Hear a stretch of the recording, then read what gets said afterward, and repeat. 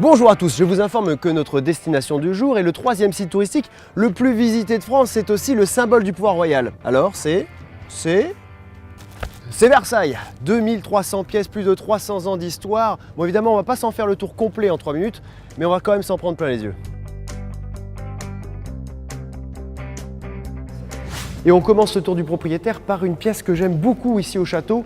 Vous la connaissez sûrement de nom, elle fait 73 mètres de long, c'est la Galerie des Glaces. Tout simplement un coup de génie de l'architecte François Mansart qui a transformé cette terrasse ouverte sur les jardins en galerie couverte qui reliait l'appartement du roi juste derrière moi à ceux de la reine.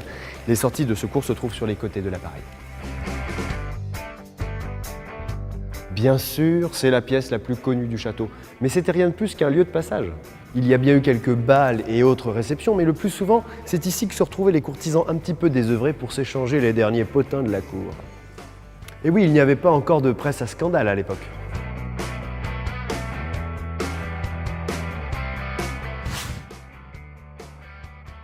Très jolie vue.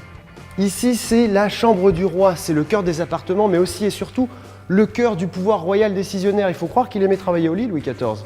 Alors vous allez penser que c'est un endroit où on lui fichait la paix, où il était tranquille, eh bien que nenni. En effet, c'est ici qu'avaient lieu les cérémonies du lever et du coucher du roi. Alors il faut s'imaginer 100 personnes privilégiées qui voient Louis XIV qui sort du lit. Par contre, ils l'ont jamais vu prendre de bain. On l'appelait le doux Florent. C'est aussi ici qu'il est mort en 1715. Pour être roi, il faut aimer tout ce qui est doré, sinon c'est pas la peine. Louis XV, qui, comme son nom ne l'indique pas, était l'arrière-petit-fils de Louis XIV. Et oui, parce qu'après Louis XIV, il y a eu Louis XIV et demi et Louis XIV 3/4. Lui, il n'était pas vraiment fan de la vie publique à Versailles, c'était un grand timide. Du coup, il s'est progressivement fait aménager une série d'appartements pour lui permettre d'être un peu plus tranquille.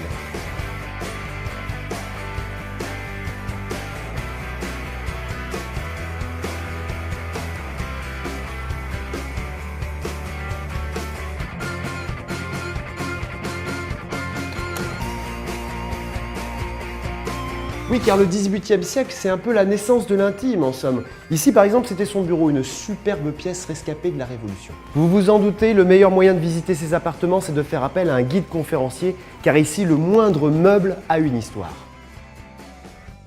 Les toilettes du roi. C'est pas très ergonomique, mais c'est de l'acajou.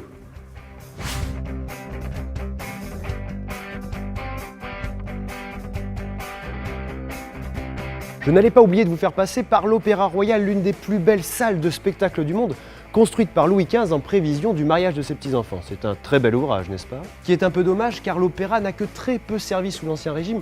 On le réservait aux spectacles grandioses. En plus, c'était un gouffre. Imaginez le nombre de bougies qu'il fallait pour éclairer cette salle. Aujourd'hui encore, l'opéra continue d'accueillir des spectacles classiques et contemporains toute l'année. Ça commence. Ha ha, Scaramouche, en garde maintenant! J'espère que la visite vous a plu et encore dites-vous que ça n'était qu'un dixième des splendeurs du château de Versailles.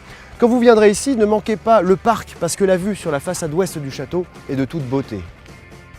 A très bientôt sur voyagesncf.com.